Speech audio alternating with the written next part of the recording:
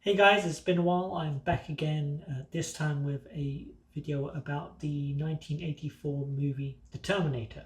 Now, of course, the reason why I'm making this is because the Terminator anime has just been released. That's Terminator Zero, which has just come out on Netflix. I know next to nothing about it. I know that there have been a couple of big names which are said to be on the cast list, but I'm not really sure. I think I vaguely remember Rosario Dawson being mentioned. She was pretty good in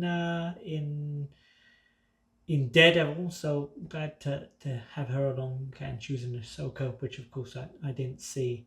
But the reason I wanted to talk about Terminator is not just because of the anime coming out, but also because Terminator 2, the sequel to the movie that I'm talking about now, happens to be my favorite movie of all time. I mean, I might need to see it again to check if it still is my favorite movie of all time, which is a good excuse to go ahead and see it. But 1984's The Terminator, written and directed by James Cameron. I think there's a writing credit, if I remember correctly, from Gale Ann Hurd, who was the producer at the time, who got the movie made and who secured the funding and got James Cameron on as director. But up to this point, James Cameron had done, I think, a couple of smaller movies in the 80s, which he kind of cut his teeth on special effects. But the Terminator was really, it was his baby.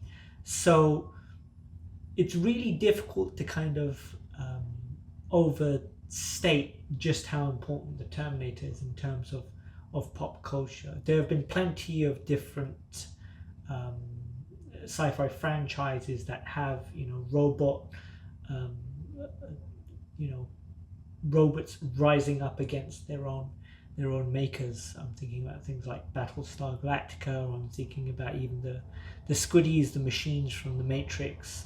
I guess you've also got like the Borg, though the Borg were not created by humankind as far as we know. But there have been plenty of examples of AI machines gone rogue. But the Terminator, the kind of the influence that has on pop culture is just it's unrivaled.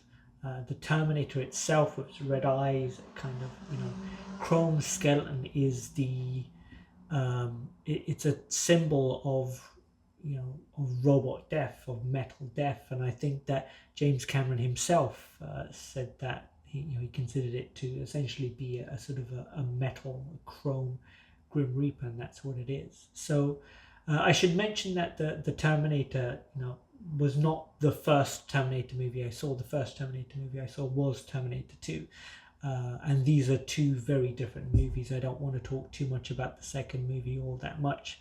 But having seen the first movie again, you know, I'm a little bit older now. I think when I first saw it as a child, I didn't enjoy it that much at all. I just think because when you're going from T2 to Terminator 1, that the difference is vast. You're going from if you saw the second one first like I did, you're going from a big budget Hollywood movie, which at the time was the biggest budget movie of all time when it was released.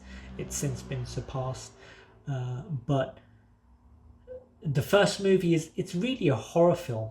It's like a slasher flick. It's kind of the Terminator is a kind of a Mike Myers figure. You can't really kill him, and I guess there's some added sort of realism, if you can call it that, because it's not supernatural, it's a machine. So if you can blow off an arm or some limb, it will just keep going, which of course is where we end up with the movie. But the first Terminator, it's quite a dark movie. Most of it is set at night.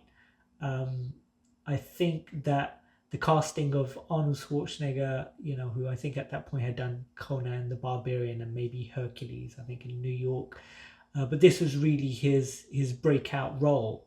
And it's interesting seeing a sort of a huge 1980s Mr. Olympia bodybuilder meant to play this kind of infiltration unit, which is not meant to be noticed by regular human beings, whereas Arnold sticks out like a sore thumb. But I think he did a really good job. I wonder how much his kind of bodybuilding training helped with his acting as the Terminator. I'm reminded that the scene where Arnold arrives, he's come out of time displacement, he's traveled through time, and then he kind of like he comes up and he kind of like unrolls his his head from his chest, bringing up his chin, and it's exactly like a certain move that you might do in calisthenics or something, where you kind of roll up your chest, and then he looks out, into the distance. But I think they did a great job of showing just how vulnerable Michael Biehn was as Carl Reese compared to Arnold as the Terminator. When Carl Reese arrives, he kind of like falls on the floor. He looks like he's got a few scars on him. He looks like he might have been burnt or hurt somehow from the time travel. Whereas Arnold is completely stoic. Um, doesn't feel any pain and is able to take on those three punks at the beginning of the movie. But uh, yeah, I mean, essentially, it's a horror film. You're being chased by an axe murderer, but the axe murderer is an Arnold Schwarzenegger with a shotgun and several other weapons as well at the same time. It's very interesting seeing Arnold in the police station when he's taking out all of those cops. And I was thinking, for an infiltration unit, he's not doing a very good job. This guy just took out an entire police station. I vaguely recall watching the movie. There's talk of a manhunt. It's not clear if the manhunt is for Carl Reese or if it's for Arnold's T-800 Terminator. But if you as a single man end up taking out an entire police station full of like 30 guys, you'd think the military are going to get called in at this point. But that would have made it a much more expensive movie, I think. And I think that what they did was absolutely brilliant. I think it's a nice little twist in the movie that Carl Reese is John's father. That wasn't clear to me when I watched the original theatrical cut of Terminator 2. Um, I mean, I was a kid. I didn't kind of pick that up. I didn't know who Carl Reese was. But yeah, it's interesting that John is not born unless Kyle is sent back by John into the past to conceive himself with his mother.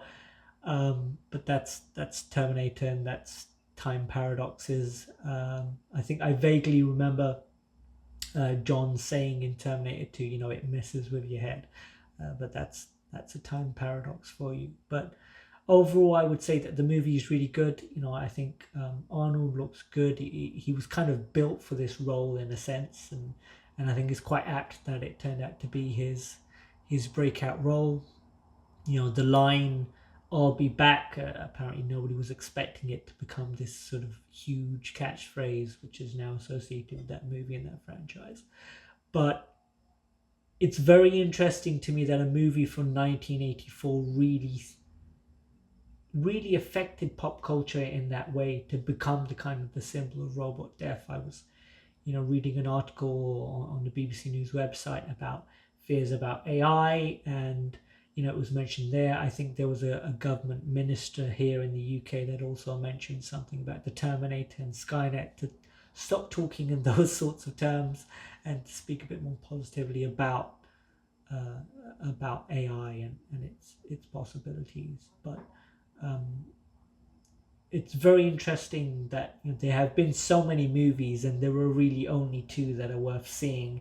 I think the others are various shades of not so good.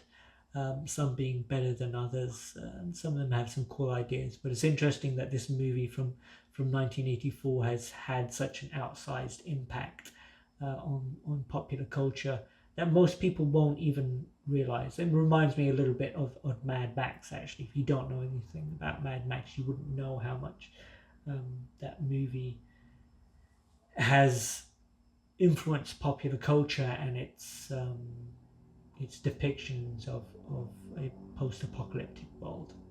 But yeah, so that was just me talking a little bit about my thoughts on the 1984 movie The Terminator, guys. Hope you like this video. Of course, I'll be making some more Terminator stuff. I think I'm probably going to have to make something on Terminator 2 or on Terminator Zero. Probably both. But of course, please, like, subscribe, leave some comments if you like. I'm trying to make some very kind of different kind of content, but it keeps getting copyright claimed by Warner Brothers at the moment. So I'm trying to get around that. But I thought I'd just go back to making a very simple video like this one about the Terminator. So hope you like that, and I will see you next time. Have a great day, guys, and I will see you in the next video. Goodbye.